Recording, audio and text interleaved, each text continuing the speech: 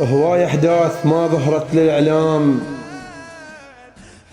مصيبة كبيرة مرت بيها تأويل، انقلاب على الرسول المرسل بخير صار وبالرواية صار تعديل. 3 أيام مستشهد بالفراش رسول الله بعظمته وهذا تقليل، شهادة ومو وفاة تعلموا يا ناس، مظلوميته صعبة وتهدم الحيل، وسووا سردف انت تصير بالليل.